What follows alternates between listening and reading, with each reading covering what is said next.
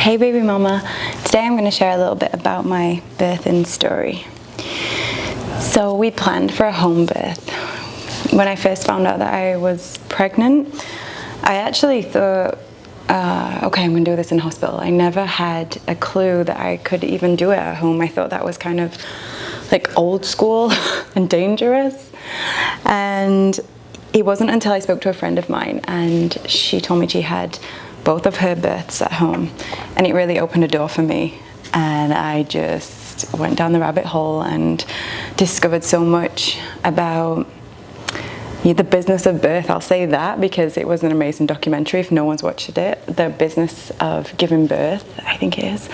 I'll put the link below anyway.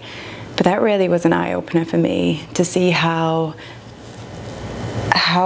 childbirth had been medicalized, and I'm sure you know this if you're looking at this already, and how much money is in the business of giving birth.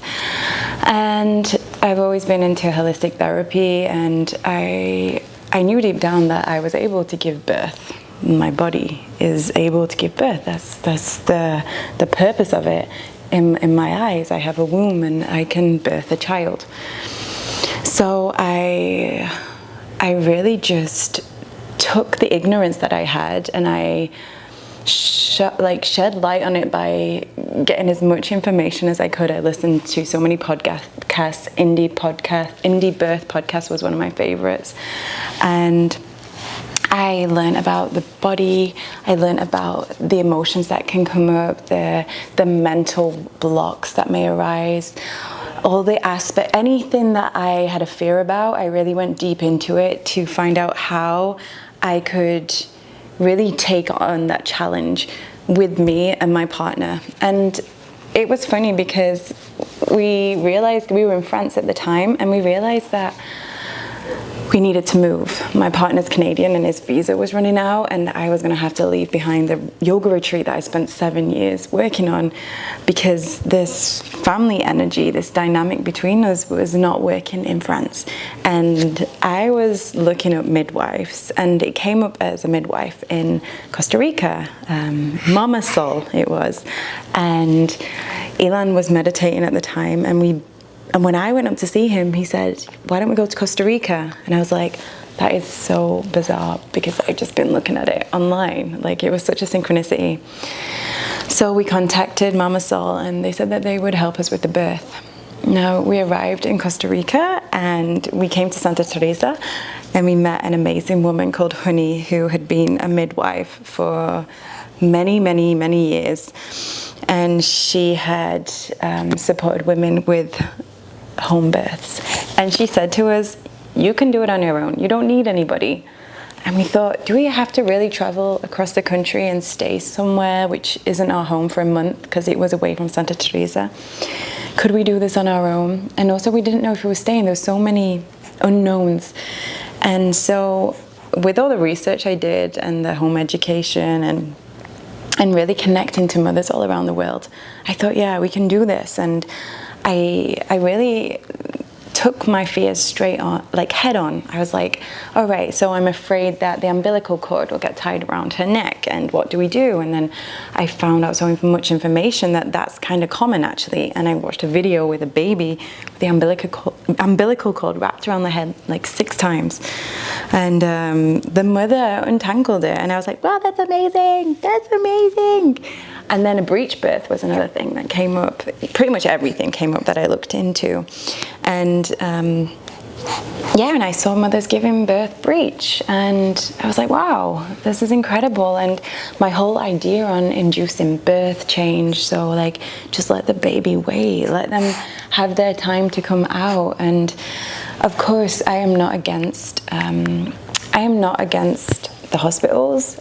I know that they can help us so much when we need it, but when we need it, there's a point that we can do this. And so I asked Elon, I said, are you confident? And he said, I trust you, and I trust your decision. And we also looked at his fears, because that's also important. If your partner, your birthing partner, has any fears, then they need to be addressed as well, because at that time when you're giving birth, it's like you're one. Whoever's around, you're in this crazy vortex. And so I'll get to my birthing story. On the 19th of March, early hours of the morning, 2 a.m., I started getting contractions every 50 minutes. So I think I slept through the first part of the labor. And they were okay. I was like, okay, I've got this. Like, they're not like the most comfortable, but they're okay. And I was doing my meditations, I was doing my exercises, I was making sure that I was hydrating and eating whilst I had the chance.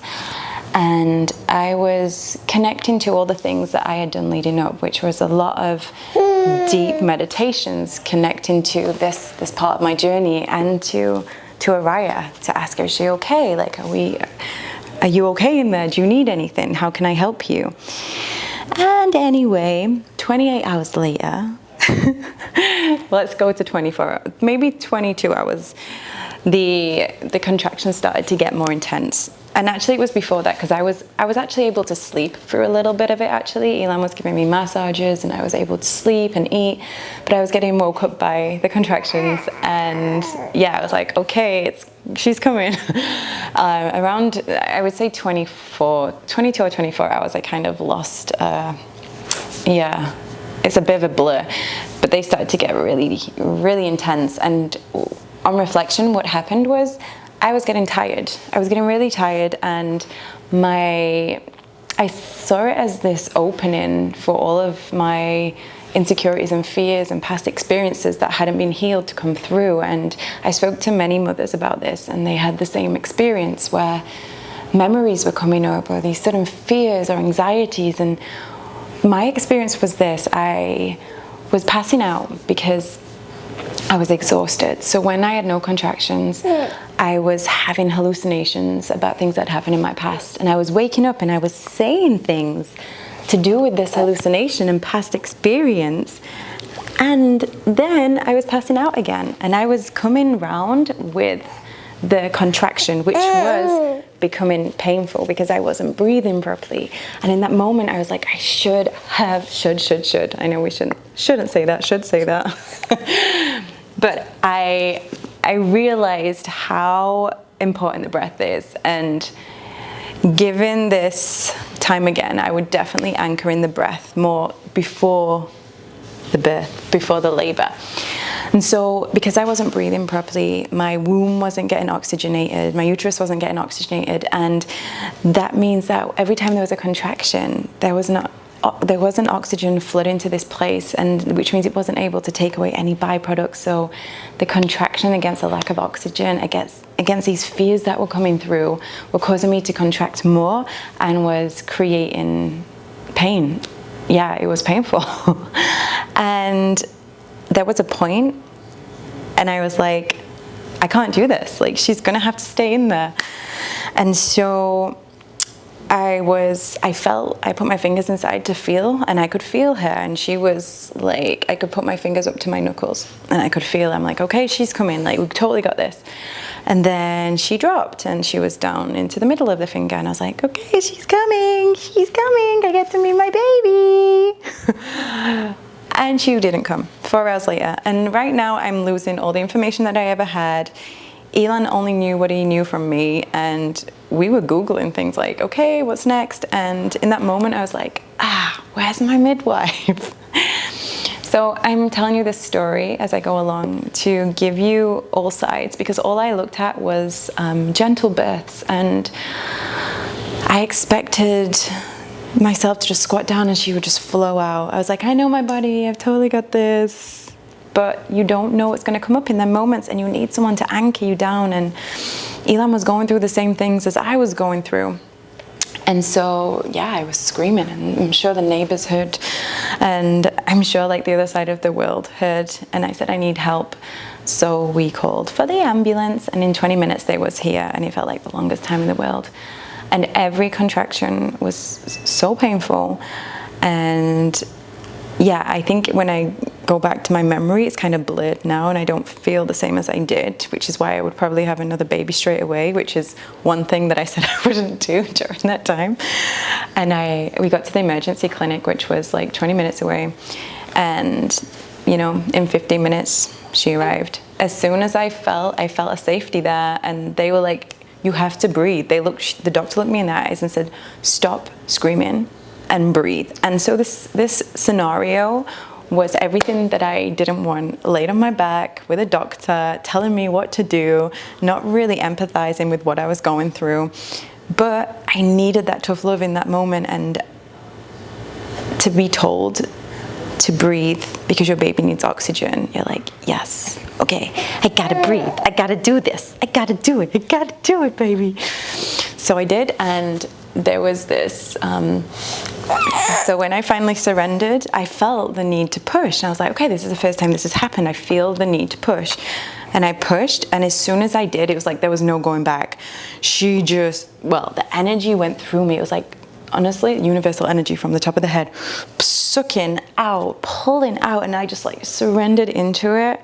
And then I saw her head, and then there was one more, her shoulders came, and then that was it. And then she arrived. And so I wanted to keep the placenta. I really connected to the placenta as a nurturer inside the womb. Like the uterus creates its own organ. It's the only organ that can do that, create its own organ. And the placenta had nurtured my baby and kept her safe and was her comfort. And to cut the cord in the first 2 minutes was difficult for me, because I knew how powerful this time was for their connection. And it broke my heart, but also at the same time I was like, okay, let's just get through this situation. And she came out and she was absolutely fine, and she was able to stay on my chest. And then they did some assessments with her, and I couldn't think straight. It was like a movie I was just watching, and I just wanted Elon. Like I was just looking at him, and he was able to come with me, which was amazing. And I just wanted to be with him and to just be held by him. And I suppose I had a bit of shame and guilt afterwards, because all I wanted was him. And I just trusted that she would be okay. It was kind of a strange situation. And then I did tear. I had 10 stitches. And that was the easy part. I was always so fearful of that, but that actually was not so bad. And I'll talk about my recovery with that in another video. But anyway, we went to the hospital. We had to go on a speedboat for 30 minutes on a speedboat. So she was on my chest for the first hour. And we got to the hospital, another hospital, and then I had to get checked up again, another checkup to see if that they had cleaned me out properly, as they would say. I didn't speak Spanish. I don't speak Spanish. And I just wanted my baby. And we were put then in this cold room, and I was just like holding her. Elon couldn't come with me. He wasn't, because of COVID. And finally he was allowed in for 1 hour. But that night we had to spend on the hospital ward, and it was just me and her. But honestly, it was so nice, because it was just me and her, and the nurses were so wonderful. They were helping me to connect to her, because I was going through, I had trauma that I was working through. But we slept together in the same bed, and she took to breastfeeding so wonderfully. And I would say it was kind of a gift, because then she was registered so quickly into the system, and I was able to care for myself. Like I had a deep wound, literally, my vagina had tore, so I was able to heal that whilst being taken care of, while she was getting taken care of. And I think this is as far as we can go with this. Cut a long story short, the next day we managed to get home to be with her, and it was like nothing had ever happened. We just had a new baby. And I will talk about how I healed the trauma of my birth on another video, and the things that I use, the modalities. Okay, I think that's it. Should we say goodbye? So we say goodbye. I'd love to know your birthing story. So please comment below and let me know if there's anything you want to know from my journey. I would love to support you. Please sign up, because I am going to be putting videos up throughout the year for any questions that would like to be answered. Hi, my gosh, oh my gosh. And if you want to connect to me more and sending love to you all, and yeah, please, I want to hear your stories. This is the way that we heal as a collective. Blessings, baby mama. Namaste. Bye bye.